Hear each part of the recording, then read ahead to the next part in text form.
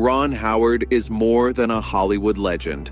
He's a symbol of artistry, kindness, and American nostalgia. To millions, he will forever be Opie Taylor from The Andy Griffith Show, or Richie Cunningham from Happy Days, the wholesome boy next door whose innocence seemed to belong to everyone.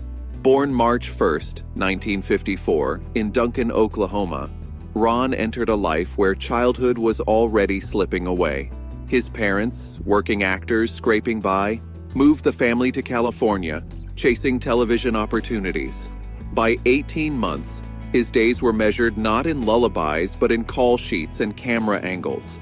From his first steps on cold studio floors to classrooms tucked behind sound stages, he grew up amid cigarette smoke, shouting crews, and adult problems no child should face. Despite the fame, Ron's early years were lonely. On-set friends were colleagues, not companions. Kids at school mocked him as dopey or mopey, and humiliations cut deep. Yet every wound forged a resilience that would carry him through Hollywood's highs and lows. By 6, America knew his face. By 13, he struggled under the weight of Opie's identity, often feeling trapped in a persona the world refused to release. The Monroes offered a chance to escape, but its cancellation crushed him. Happy Days gave him fame again, yet he remained overshadowed by Fonzie. Still, Ron refused to break. He filled notebooks with ideas, studied directors, and quietly prepared for the career he wanted to define. In the early 1980s, he stepped behind the camera. Night Shift, 1982, and Splash, 1984, proved his instincts were right, blending humanity with imagination. He co-founded Imagine Entertainment with Brian Grazer in 1985, building a powerhouse shaping American film and television. But success came with relentless pressure. Every decision, every script, every box office hit or miss fell on him. The ultimate test came with Apollo 13, 1995. Determined for authenticity, Ron endured grueling zero-gravity training, exhaustion, and relentless rehearsal. On one day, he collapsed under the weight of the production, halting filming for 36 hours.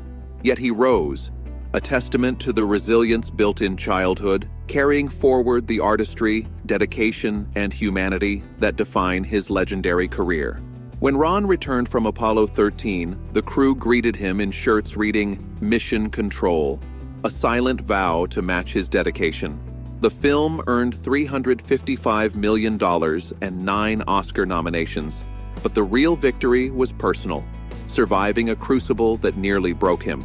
Then came A Beautiful Mind, 2001, a film demanding every ounce of his focus. Ron shot in near chronological order to immerse audiences in John Nash's confusion, enduring pressure from historians, mathematicians, and the weight of truth. When the film won 4 Oscars, including Best Director, and grossed over $313 million, he felt triumph, but also the hidden cost: lost sleep, missed meals, and time away from family. Every masterpiece took a piece of him, quietly building the architecture of his legacy. Success, however, offered no guarantees. In 1999, EDTV flopped, a subtle but chilling blow. Nearly a decade later, Frost Nixon barely broke even. Then Solo, a Star Wars story, 2018, struck hardest. Ron reshot nearly 70% of the film, working through exhaustion, only to see it lose $50 to $80 million amid public scrutiny. Even legends can feel abandoned, and for a moment, Ron questioned if directing was still his path. In 2025, at 71, Eden became another test. Despite his lifelong dedication, the film opened to just $1 million, ultimately losing over $45 million. But here lies the defining truth. Ron didn't crumble. Each setback etched resilience into his life. His fire endured, reminding us that legacy isn't built by applause, but by the courage to continue when the world stops clapping. Old wounds from Happy Days resurfaced when Richie was overshadowed by Fonzie, but Ron's frustration was never with Henry Winkler. Their friendship endured so deeply that Henry became guardian to all 4 of Ron's children. defending him on set and celebrating his Oscar decades later, a quiet sign that the past had finally healed. Their story shows that fame chooses favorites, but loyalty chooses family. At home, Ron learned that true greatness isn't measured by awards, but by the hearts you don't lose. Marriage brought joy and strain. A tiny first apartment, 4 children, long shoots overseas, and moments when Ron returned to find his family distant from the absences he never meant to create. Cheryl carried the weight of raising the kids alone, and Ron felt each missed milestone like a quiet wound. Financial pressures added to the strain, yet instead of breaking them, hardship drew them closer. They shared fears, apologized softly, and kept choosing one another through exhaustion and doubt. Cheryl steadied Ron through illness and stress, and he fought to stay present for his family. Their endurance, imperfect, resilient, and loyal, became the true measure of Ron's life. Over time, Ron saw that love lasts not because life is easy, but because 2 people refuse to give up. Cheryl became the partner who carried him through doubt and failure, proving that legacy is built on loyalty, not fame. Beyond Hollywood, hardship struck again as Clint struggled with addiction.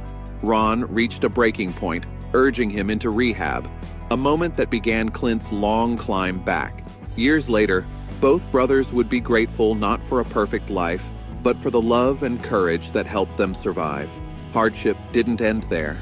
His mother, Jean, the quiet gravity of his world, fell ill with heart complications. Ron sat beside her, holding her fragile hand, and witnessed her gentle passing. Shortly after, his father, Rance, once the unshakable pillar of the family, declined from heart disease and cognitive failure. Watching him fade was a quiet, devastating grief, the loss of the people who had built the ground beneath him. And just as he began to steady, he lost Cindy Williams in 2023, a friend and co-star from American Graffiti whose warmth and laughter had shaped his youth. Her sudden death reminded him that even memories can carry the weight of loss. Through these trials, Ron learned the unshakable truth. Storms never stop coming, but neither does love. Life can break you gently, silently, in ways that no award, no career milestone, no applause can soften. But survival is possible when love, courage, and family hold firm. Today, Ron Howard lives a life of quiet triumph.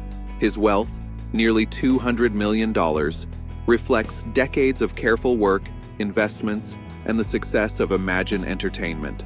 Yet his true fortune lies in family. Decades of marriage to Cheryl, 4 children thriving in their own paths, and grandchildren filling his home with laughter. He gives generously and quietly, supporting scholarships, hospitals, veterans, and young filmmakers. He directs when the story calls, but no longer chases deadlines that steal moments from life. Ron's days are now measured in peace, love, and presence. Morning walks with Cheryl, afternoons reading scripts without pressure, evenings with grandchildren. These are his treasures. Losing his parents taught him to value moments. Saving Clint showed him that survival is a quiet blessing. And losing Cindy reminded him that memories anchor us to what matters. In the end, Ron Howard's story is a testament not to perfection, but persistence. Wealth is hollow without warmth. Success is empty without shared joy. And every storm survived becomes a lantern for someone still finding their way. Greatness, he shows, is measured not by accolades or fame, but by the hearts you never lose along the way.